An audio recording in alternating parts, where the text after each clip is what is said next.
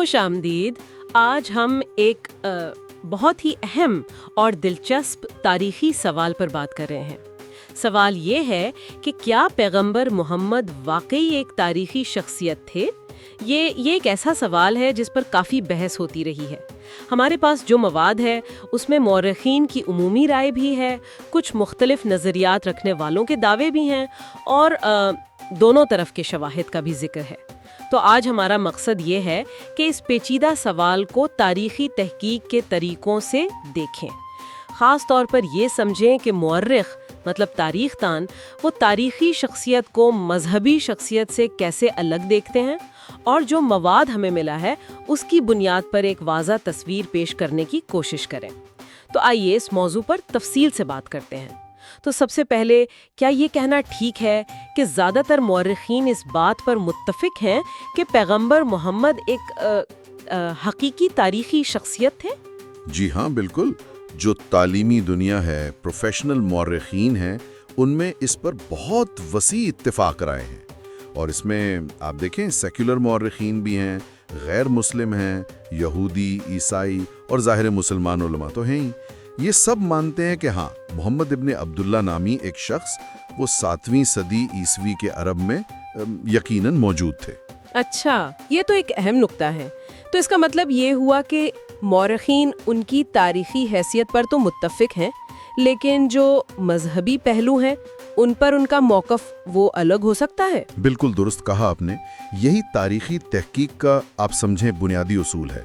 مورخین تاریخی شخصیت کو الگ دیکھتے ہیں، مطلب وہ فرد جو زندہ رہا، جس نے ایک تحریک چلائی، قیادت کی، تبلیغ کی، اور جس کے بڑے سیاسی اور سماجی اثرات ہوئے، اور جو مذہبی دعوے ہیں جیسے خدا کے آخری نبی ہونا یا وحی ملنا، ان کو وہ تاریخ کے دائرے سے زیادہ عقیدے اور الہیات کا معاملہ سمجھتے ہیں۔ ٹھیک، تو یہ طریقہ کچھ ویسا ہی ہوا جیسے ہم کسی قدیم رومی شہنشاہ یا یونانی فلسفی کو دیکھتے ہیں، مطلب ان کے وجود اور تاریخی کاموں پر تو اتفاق ہو سکتا ہے، لیکن جو ان سے منسوب وہ کیا کہتے ہیں مافوق الفطرت واقعات ہیں یا دعوے، وہ تاریخ کا حصہ نہیں بلکہ اس دور کی روایت یا عقیدے کا حصہ مانے جاتے ہیں۔ آپ نے بالکل صحیح مثال دی، جیسے جولیس سیزر ہیں یا سکندر اعظم، ان کے مطالعے میں بھی یہی اصول لگتا ہے۔ اب ان کی زندگی کی تفصیلات پر یا جنگوں کی جزیات پر یا اصل محرکات کیا تھے، ان پر بحثیں تو چلتی رہتی ہیں، لیکن علمی تاریخ میں ان کا وجود بذات خود وہ ایک مانی ہوئی حقیقت ہے۔ محمد کے معاملے میں بھی، جیسے فریڈ ڈونر کی کتاب ہے محمد اینڈ دی بلیورز یا ہیرالڈ موڈزیکی کا کام ہے، یہ مورخین ان بنیادی تاریخی واقعات کی تصدیق کرتے ہیں۔ مثلاً 622 عیسوی میں مدینہ ہجرت یا ابتدائی عرب فتوحات میں ان کا مرکزی کردار، یہ چیزیں تاریخی طور پر ثابت شدہ مانی جاتی ہیں۔ یہ تو ہوئی مرکزی علمی رائے، لیکن جیسا آپ نے بھی اشارہ کیا اور مواد میں بھی ذکر ہے، کچھ لوگ ایسے بھی ہیں جو یہ کہتے ہیں کہ شاید وہ ایک حقیقی شخصیت تھے ہی نہیں، بلکہ بعد میں گھڑے گئے ایک تصور یا میتھس تھے۔ یہ کون لوگ ہیں اور ان کا بنیادی موقف کیا ہے؟ جی، یہ ایک نظریہ ہے، بالکل ہے۔ علمی حلقوں میں اسے محمد استوریت یا محمد میتھسزم کہتے ہیں، لیکن یہ واضح کرنا بہت ضروری ہے کہ یہ ایک انتہائی محدود نظریہ ہے، بہت فرنج پہ ہے۔ اسے مرکزی دھارے کے مورخین، جن میں زیادہ تر غیر مسلم یا سیکولر ماہرین بھی شامل ہیں، وہ اسے بالکل مسترد کرتے ہیں۔ یہ نظریہ چند مصنفین سے یا بعض اوقات ایسی شخصیات سے منسوب ہے جن کا کام متنازع سمجھا جاتا ہے۔ یہ مین سٹریم تحقیق کا حصہ نہیں ہے۔ مواد میں کچھ نام بھی آئے تھے، جیسے رابرٹ سپینسر، اور شروع میں پیٹریشیا کرون اور مائیکل کک کا بھی ذکر تھا، اگرچہ یہ بھی لکھا تھا کہ انہوں نے بعد میں اپنے کچھ خیالات بدلے۔ یہودا نیوو کا نام بھی تھا۔ یہ کچھ نام ہیں جو اس نظریے کے ساتھ جڑے رہے ہیں۔ ان کا بنیادی دعویٰ یہ ہے کہ محمد کا کردار وہ دراصل بعد میں بنایا گیا، شاید 7ویں صدی کے آخر میں یا 8ویں صدی میں۔ ان کے مطابق مقصد یہ تھا کہ جو نئی عرب سلطنت ابھر رہی تھی، پھیل رہی تھی، اسے ایک مشترکہ مذہبی شناخت دی جائے، ایک عرب نبی کی شکل میں ایک بانی شخصیت دی جائے۔ اچھا، یعنی یہ صرف اختلاف رائے نہیں بلکہ ایک بنیادی تاریخی شخصیت کے وجود کو ہی چیلنج کیا جا رہا ہے۔ مواد میں ان کے ممکنہ محرکات کا بھی ذکر تھا۔ کیا آپ اس پر کچھ بتا سکتے ہیں کہ مطلب ماخذ کیا کہتا ہے؟ جی، مواد کے مطابق محرکات مختلف ہو سکتے ہیں۔ کچھ کے لیے یہ ایک طرح کی کیا کہتے ہیں شکوک و شبہات والی تحقیق ہے، جیسے بائبل پر تنقیدی تحقیق ہوئی ہے۔ وہ اسی طرح ابتدائی اسلامی روایات پر سوال اٹھاتے ہیں۔ کچھ معاملات میں مواد بتاتا ہے کہ سیاسی یا اپولوجیٹک وجوہات بھی ہو سکتی ہیں، جیسے اسلام کی تاریخی بنیادوں کو کمزور کرنا یا سیکولر نظریات کو فروغ دینا۔ بعض اوقات اس نظریے پر اسلاموفوبیا کے حوالے سے بھی تنقید کی جاتی ہے۔ البتہ کچھ محققین کے لیے یہ خالص علمی تجسس بھی ہو سکتا ہے کہ بھئی جو روایتی باتیں ہیں انہیں آثار قدیمہ اور دوسرے شواہد سے ملا کر دیکھیں، سوال اٹھائیں۔ ٹھیک ہے، یہ سمجھنا کہ یہ ایک محدود نظریہ ہے یہ اہم ہے، لیکن پھر بھی سوال تو بنتا ہے کہ آخر وہ کون سے نکات ہیں جن کے بنیاد پر یہ لوگ اتنا بڑا دعویٰ کر رہے ہیں؟ وہ تاریخ کے ریکارڈ میں کیا کمی یا خاموشی دیکھتے ہیں؟ جی، جو اسطوریت کے حامی ہیں ان کے دلائل زیادہ تر تاریخی ریکارڈ میں مبینہ کمیوں یا مسائل پر مبنی ہیں۔ پہلا اور شاید سب سے عام نقطہ ہے اسلامی ذرائع کا دیر سے لکھا جانا۔ مثال کے طور پر پہلی مکمل سیرت جو ہمیں ملتی ہے ابن اسحاق کی سیرت رسول اللہ، وہ محمد کی روایتی وفات جو تقریباً 632 عیسوی ہے اس کے کوئی 120 سال سے بھی زیادہ عرصے بعد لکھی گئی، اور حدیث کے جو بڑے مجموعے ہیں یعنی اقوال و افعال کی روایات وہ تو اس سے بھی بعد میں مرتب ہوئے، تقریباً 200 سال یا اس سے بھی زیادہ عرصے بعد۔ تو ان کا استدلال یہ ہے کہ اتنا لمبا عرصہ گزر گیا تو اصل حقائق میں افسانے شامل ہو گئے ہوں گے، یا حتیٰ کہ مطلب ایک پوری شخصیت کو گھڑ کر اس سے یہ سب منسوب کرنا ممکن تھا۔ بالکل، ان کا کہنا ہے کہ یہ جو طویل وقفہ ہے نا، اس میں زبانی روایات بدل سکتی ہیں، ان میں اضافے ہو سکتے ہیں، یہاں تک کہ من گھڑت قصے بھی شامل ہو سکتے ہیں۔ یہ دلیل کچھ ویسی ہی ہے جیسی بائبل کی تنقیدی تحقیق میں استعمال ہوتی ہے۔ اچھا، ان کا دوسرا بڑا نقطہ ہے مکہ میں 7ویں صدی کے شروع کے آثار قدیمہ کی مبینہ کمی۔ کچھ ناقدین، خاص طور پر پیٹریشیا کرون نے اپنے شروع کے کام میں، حالانکہ بعد میں انہوں نے نظر ثانی کی، یہ دلیل دی کہ مکہ اگر اتنا بڑا تجارتی مرکز تھا جیسا کہ سیرت میں بتایا جاتا ہے تو اس کے آثار قدیمہ کے شواہد یا اس زمانے کے بیرونی ذرائع میں تذکرے بہت کم ہیں۔ ان کے خیال میں اگر مکہ اتنا اہم تھا تو اس کے واضح نشانات ملنے چاہیے تھے۔ اور تیسرا نقطہ وہ غیر اسلامی ذرائع کے بارے میں تھا؟ جی، تیسرا نقطہ ابتدائی غیر اسلامی ذرائع کا مبینہ ابہام ہے۔ ان کا دعویٰ ہے کہ جو عرب فتوحات کا ذکر کرنے والے شروع کے غیر اسلامی ذرائع ہیں، جیسے شامی، یونانی یا آرمینیائی تحریریں، وہ محمد کے بارے میں واضح یا تفصیلی معلومات نہیں دیتی۔ وہ شاید کسی ساراسین کے نبی کا ذکر کریں، ساراسین عربوں کے لیے پرانی اصطلاح تھی، یا کسی نئے رہنما کا، لیکن ان ناقدین کے خیال میں یہ حوالے اتنے مبہم ہیں کہ ان سے روایتی اسلامی کہانی کی پوری تصدیق نہیں ہوتی۔ اور چوتھا نقطہ سکوں اور کتبوں یعنی پتھروں پر لکھی تحریروں سے متعلق تھا۔ جی ہاں، وہ یہ نشاندہی کرتے ہیں کہ جو نئی عرب سلطنت بنی اس کے بالکل شروع کے سکے اور کتبے یعنی تقریباً 630 سے 680 عیسوی کے دوران ان پر واضح طور پر محمد یا اسلام کا نام یا مخصوص اسلامی نشانیاں استعمال نہیں ہوتی۔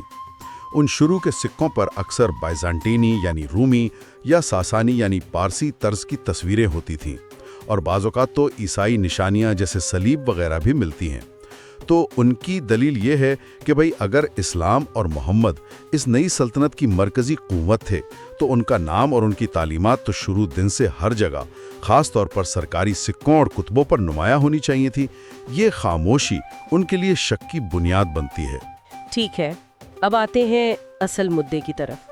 یہ دلائل سننے میں تو خاص طور پر اگر صرف انہی کو دیکھیں تو کچھ وزن رکھتے ہیں، تو پھر جو مرکزی دھارے کے مورخین ہیں وہ ان دعووں کو اتنی شدت سے کیوں مسترد کرتے ہیں؟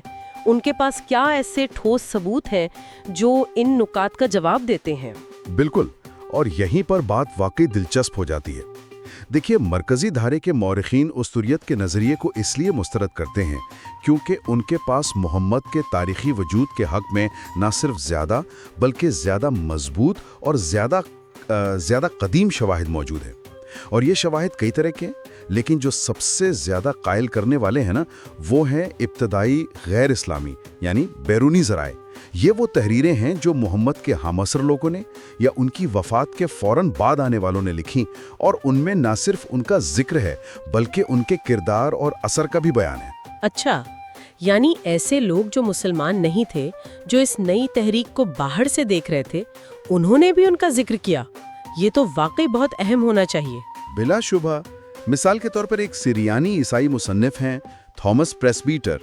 उन्होंने तकरीबन 640 ईस्वी में यानी मोहम्मद की रिवायती वफ़ात के सिर्फ 8 साल बाद अरब फुतवात के बारे में लिखा। ये एक ऐनी शाहिद के बयान के करीब समझा जाता है। वो वाज़े तौर पर लिखते हैं, साल 945 सिकंदरी कैलेंडर जुमा 4 फरवरी को फ़लस्तीन में रोम और मोहम्मद के अरबों के दरमियान जंग हुई। एक और जगह वो गज़ा पर हमले का जिक्र करते हुए भी मोहम्मद के अरबों का हवाला देते हैं। ये एक हमअसर बैरूनी ज़रिया है जो मोहम्मद का नाम लेकर उन्हें अरबों के रहनुमा के तौर पर शनाख्त कर रहा है। सिर्फ 8 साल बाद का जिक्र, और वो भी एक गैर मुस्लिम जरिए में। ये तो वाकई इस खामोशी वाले नजरिए के खिलाफ जाता है। बिल्कुल, और ये अकेला नहीं है। एक और बहुत अहम मतन है डॉक्ट्रीना याकूबी। ये फ़लस्तीन में मुरतब हुआ यूनानी ज़बान का एक मुखालिफ यहूदी मतन है जो तकरीबन 634 से 640 ईस्वी के दरमियान लिखा गया, यानी मोहम्मद की वफ़ात के सिर्फ 2 से 8 साल के अंदर। इसमें एक गुफ्तगू दर्ज है जिसमें एक यहूदी बताता है कि उसका भाई उसे लिखता है कि सारासीन के दरमियान एक झूठा नबी ज़ाहिर हुआ है। वो आगे कहता है, वो नबी कह रहा है कि वो आने वाले मसीहा के ज़ुहूर का ऐलान कर रहा है। अगरचे यहाँ नाम नहीं है, लेकिन ये तहरीर जो फतूहात के बिल्कुल शुरू में लिखी गई, इस बात की तस्दीक करती है कि एक नबी की शख्सियत इस नई अरब तहरीक के मरकज़ में थी और ये कोई बात की ईजाद नहीं थी। फिर सिबियुस हैं, एक आर्मीनियाई बिशप जो तकरीबन 660 की दहाई में लिख रहे थे। मोहम्मद की वफ़ात के तकरीबन 30 साल बाद सिबियुस गैर इस्लामी ज़राए में उनकी ज़िंदगी का पहला निस्बतन तफसीली बयानिया देते हैं। वो उन्हें महमद, जो मोहम्मद नाम की ही एक शक्ल है, के नाम से पुकारते हैं। उन्हें एक ताजिर के तौर पर बयान करते हैं और उनकी बुनियादी तालीमात का खुलासा भी देते हैं कि वो अरबों को इब्राहीम के खुदा की तरफ वापस आने की तबलीग कर रहे थे और उन्हें मुत्तहिद कर रहे थे। ये भी याद रखना ज़रूरी है कि इन इब्तदाई ज़राए में अरबों के लिए अक्सर सरासीन, हजरीन या बनी इस्माइल जैसी इस्तेमाल होती थी। मुसलमान की इस्तलाह का आम इस्तेमाल बाद में हुआ। ये बैरूनी ज़राए तो वाकई बहुत मजबूत लग रहे हैं। क्या आसार कदीमा या कुतुबों की शक्ल में भी ऐसे ही ठोस शवाहिद हैं जो उस्तूरियत के दलाइल को कमज़ोर करते हों? जी हाँ, बिल्कुल। आसार कदीमा और कुतबे यानी एपिग्राफी के शवाहिद भी इंतहाई अहम हैं और वो बैरूनी तहरीरी ज़राए की तायद करते हैं। शायद सबसे नुमाया और आप कहें नाकाबिल तरदीद सबूत यरूशलेम में कुब्बत-उस-सखरा है, डोम ऑफ द रॉक। ये अजीमो शान इमारत खलीफा अब्दुल मलिक बिन मरवान ने तकरीबन 691-692 ईस्वी में बनवाई। ये दुनिया में कदीम तरीन बच जाने वाली इस्लामी यादगारों में से एक है। और इसकी क्या अहमियत है इस बहस में? इसकी अहमियत ये है कि इसके अंदरूनी और बैरूनी दीवारों पर असली हालत में महफूज लंबे लंबे मोज़ाइक के कुतबे हैं।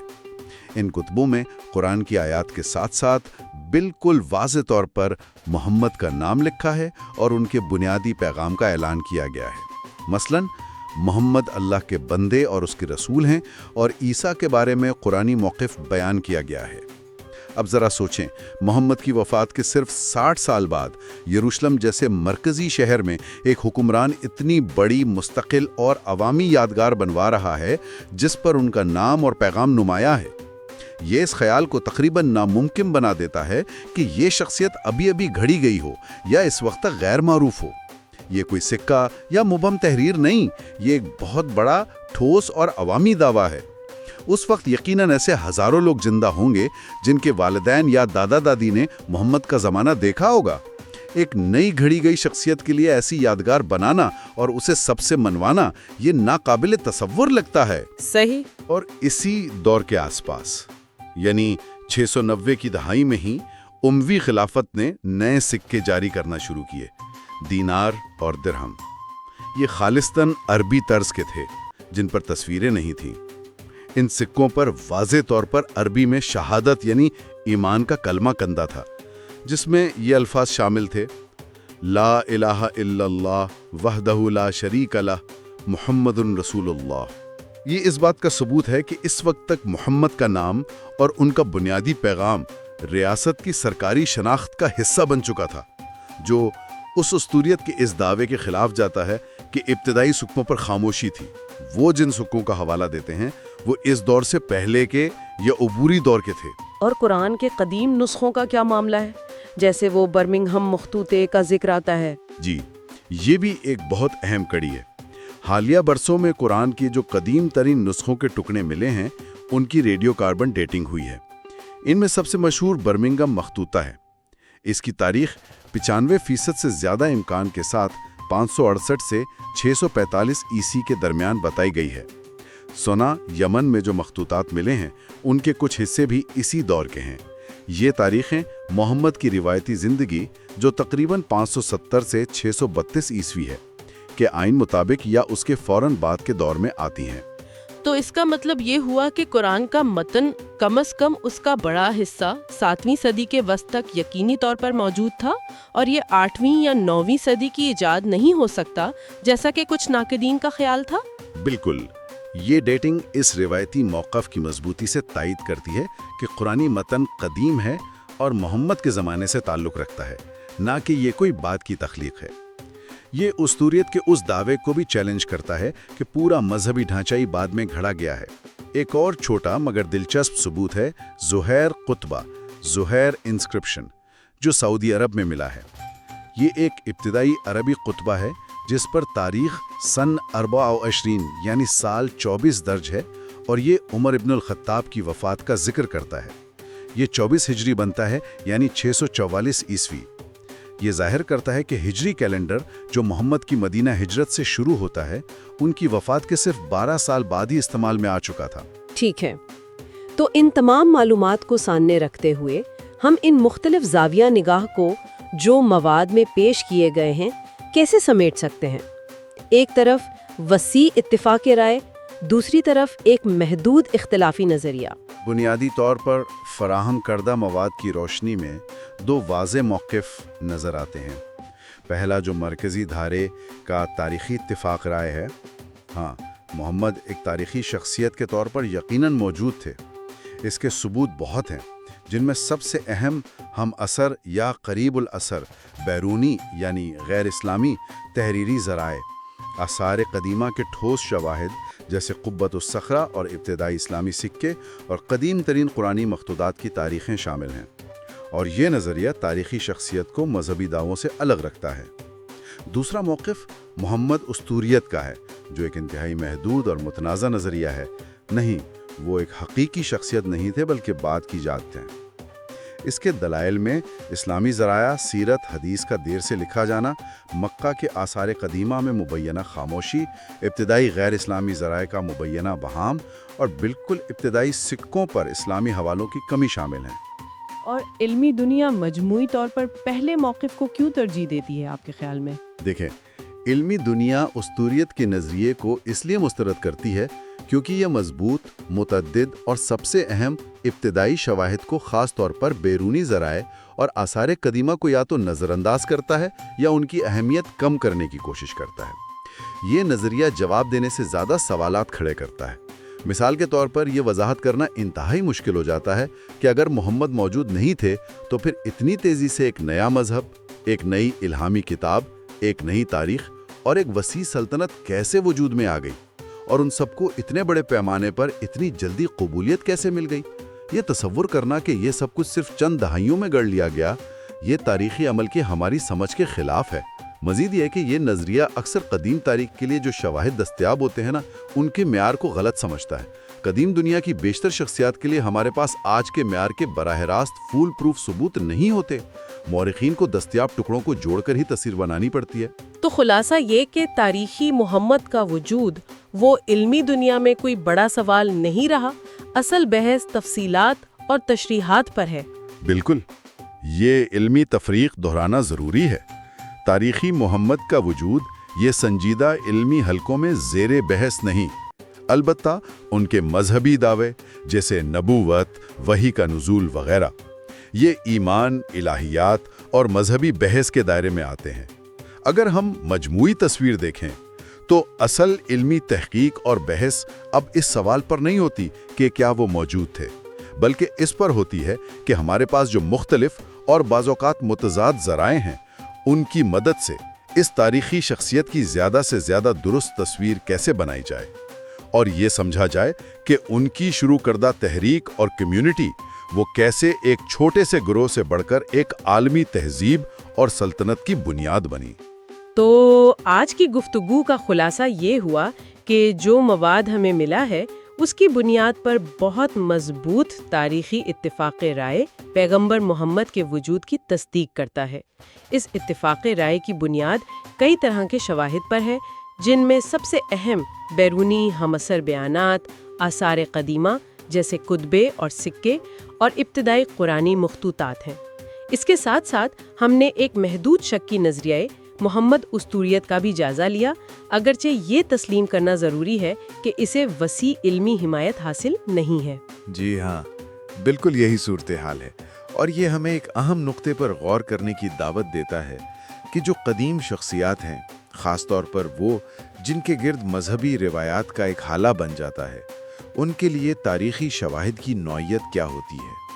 ہم تاریخ کو روایت سے کیسے الگ کرتے ہیں، اور جو شواہد دستیاب ہیں جو اکثر نامکمل ہوتے ہیں، ان کی بنیاد پر کیا نتیجہ اخذ کرنا مناسب ہے۔ قدیم تاریخ کا مطالعہ ہمیشہ ان دستیاب ٹکڑوں کو جوڑ کر ایک ممکنہ تصویر بنانے کی کوشش ہوتی ہے۔ تاریخی طریقہ کار ہمیں کسی شخصیت کے وجود کو تسلیم کرنے کی اجازت دیتا ہے، یہاں تک کہ جب ہم بعد کے ذرائع میں بیان کردہ ان کی زندگی کی تفصیلات، کہانیوں یا معجزات کا تنقیدی جائزہ لے رہے ہوں، جیسا کہ فراہم کردہ تلاش کے نتائج میں اشارہ دیا گیا ہے اور جس کا ذکر ماخذ میں بھی ہے۔ اس موضوع پر مختلف نقطہ نظر پیش کرنے والی ویڈیوز اور مواد بھی دستیاب ہیں۔ یہ یاد رکھنا اہم ہے کہ مختلف تشریحات موجود ہو سکتی ہیں، اور ان کا کھلے ذہن سے جائزہ لینا علم کی تلاش کا ایک لازمی حصہ ہے۔ بالکل، اور آج کی اس گفتگو کا مقصد بھی یہی تھا کہ فراہم کردہ ذرائع میں جو معلومات اور مختلف نظریات تھے انہیں سامعین کے سامنے پیش کیا جائے تاکہ وہ خود ان پر غور و فکر کر سکیں۔ تاریخ کا مطالعہ ایک مسلسل عمل ہے، اور نئے شواہد اور نئی تشریحات ہماری سمجھ کو بہتر بنانے میں مدد دیتی ہیں۔